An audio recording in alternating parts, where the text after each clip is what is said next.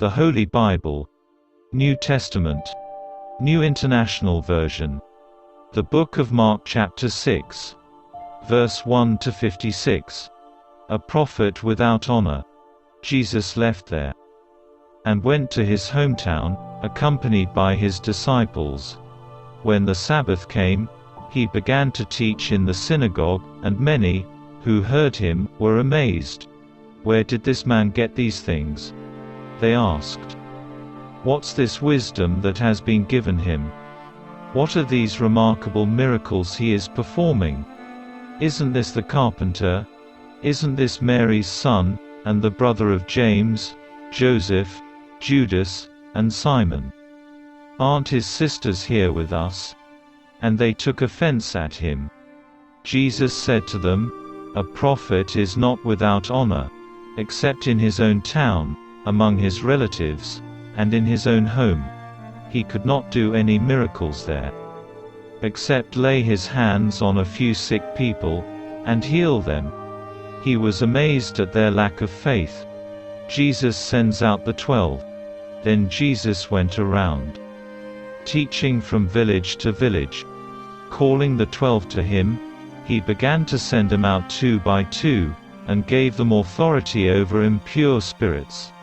These were his instructions: "Take nothing for the journey, except a staff, no bread, no bag, no money in your belts. Wear sandals but not an extra shirt. Whenever you enter a house, stay there, until you leave that town. And if any place will not welcome you, or listen to you, leave that place, and shake the dust off your feet, as a testimony against them." They went out, and preached that people should repent. They drove out many demons, and anointed many sick people with oil, and healed them. John the Baptist beheaded. King Herod heard about this, for Jesus' name had become well known.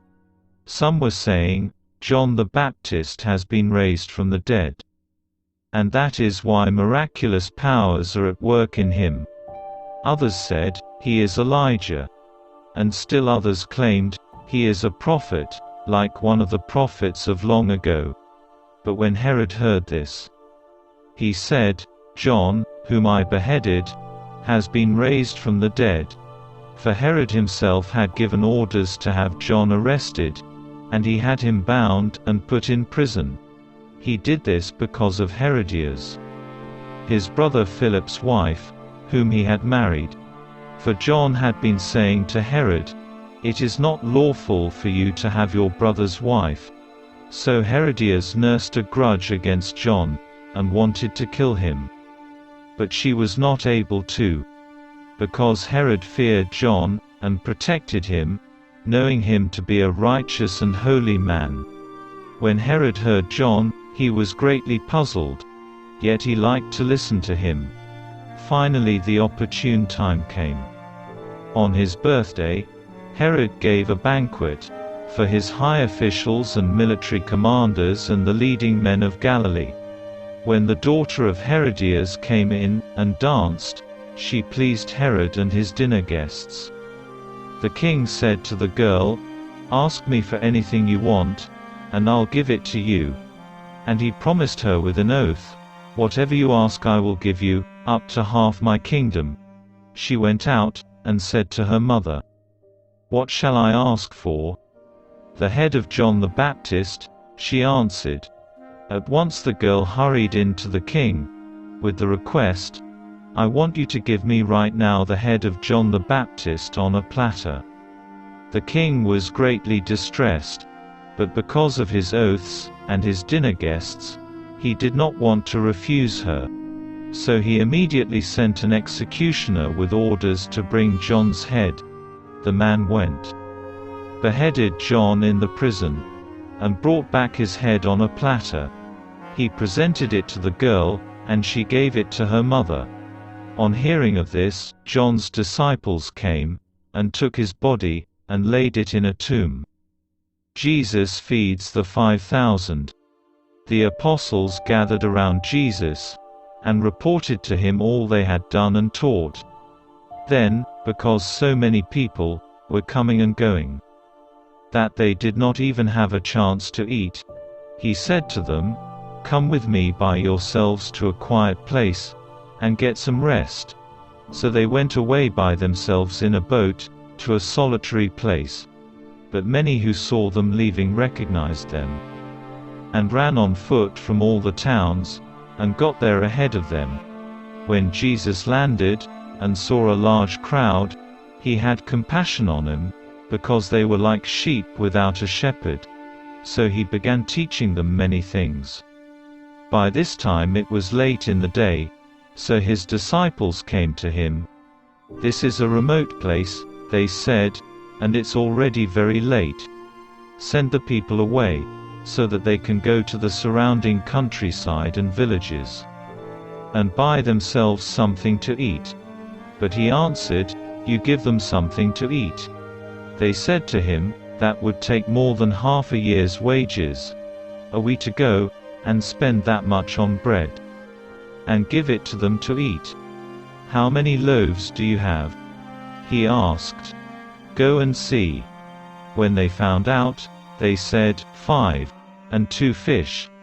Then Jesus directed them to have all the people sit down in groups on the green grass.